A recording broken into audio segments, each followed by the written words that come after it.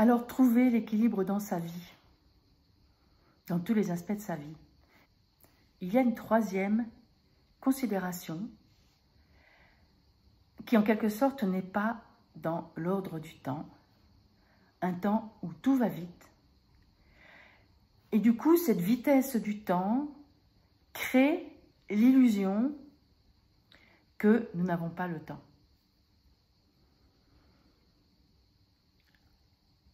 L'équilibre de la vie, c'est aussi, il y a un temps pour chaque chose. J'ai déjà entendu ça, il me semble. Les enseignements spirituels nous en parlent. Donc actuellement, j'assiste à un « je veux tout ». Alors je suis absolument OK avec ça et moi je veux tout dans la vie, je voulais tout depuis que je suis jeune. Et la vie m'a appris que c'est tout à fait possible de vouloir tout en tenant compte du temps qui passe. C'est-à-dire, schématiquement, au moment où tu rencontres la personne avec qui tu sens que tu as vraiment du sentiment profond, il est un temps pour aimer profondément, pour donner beaucoup d'attention à cette relation qui se construit. Construire une relation, ça demande vraiment de l'attention. Et peut-être à ce moment-là, laisser un tout petit peu flotter les autres aspects. Parce que ce qui est important à construire à ce moment-là, c'est cette relation naissante. Sans pour autant pousser et surtout sans vouloir aller trop vite, parce que du coup, ça met la pression sur l'autre et c'est le meilleur moyen de faire péter la relation.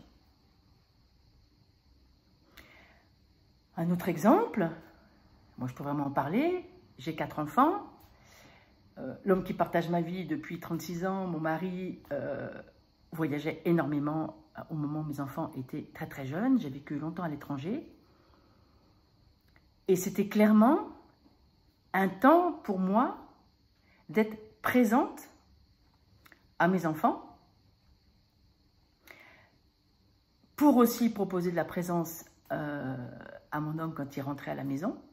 Je ne dis pas que c'était facile. Il y avait des frustrations pendant ce temps de ne pas m'épanouir au niveau personnel, et, enfin professionnel. Néanmoins, ce fameux temps qui a passé depuis, si j'avais su ne pas le vivre dans la frustration, ça aurait été absolument parfait, même si je ne crois pas à la perfection. C'est ce que je veux dire, c'est-à-dire c'est savoir s'installer dans ce qui est prioritaire. Ce dont je me suis rendu compte, pendant les périodes notamment où j'étais isolée au Japon, j'ai vécu aux États-Unis pendant quelques temps, à construire une vie nouvelle à chaque fois. Comme j'avais commencé le yoga avant de partir à l'étranger, j'ai commencé à être en yoga tout en étant attentive à mes enfants, attentive à mon homme, attentive à construire un aspect de cette vie-là, où ma vie professionnelle ne pouvait pas avoir beaucoup de présence. Mais ce que j'ai pu observer quand je suis revenue à ma vie professionnelle, c'est que tout ce temps, où tout en concentrant mon attention sur ce qui était principal, avec des jeunes enfants de quelques mois à 5-6 ans, évidemment que ces 4 enfants, ils ont besoin de mon attention. Eh bien, le fait de temps en temps, vous pouvez rejoindre le yoga des échevelés, parce que c'est comme ça que je l'ai pratiqué, me mettre dans une respiration, faire un étirement en regardant le soleil, en regardant le jardin, en me posant dans ma voiture, parce que pendant ce temps-là, j'attendais mes enfants qu'elles sortaient. Enfin, toutes les gens qui ont des enfants, ils connaissent ça. Et même si tu n'as pas d'enfants, dans d'autres aspects de ta vie, où quelle est la priorité? Donc, pour trouver l'équilibre du tout, il y a un moment où il y a une priorité. Il y a une jeune femme qui bosse pour moi, hein, qui m'aide dans le business que j'ai actuellement.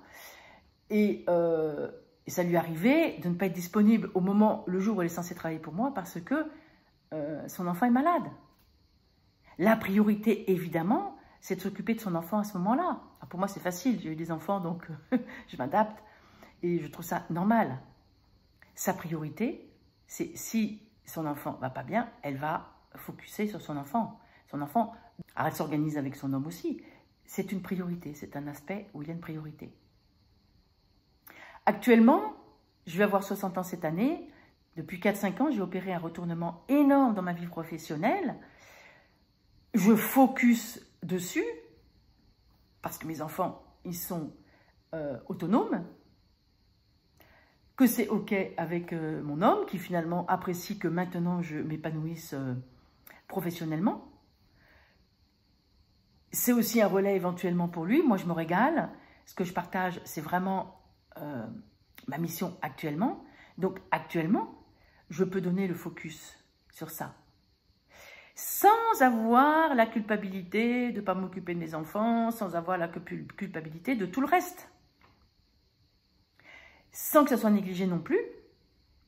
Là, en l'occurrence, j'ai une de mes filles qui m'a demandé un service pour 15 jours début septembre en panne de nounou. Je m'organise pour pouvoir aller l'aider.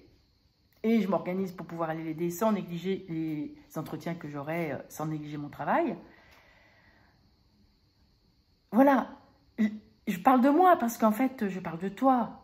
Même si ce n'est pas exactement la même situation que la mienne, forcément, puisque nous sommes tous uniques et chaque situation est unique. Il y a cette notion du temps.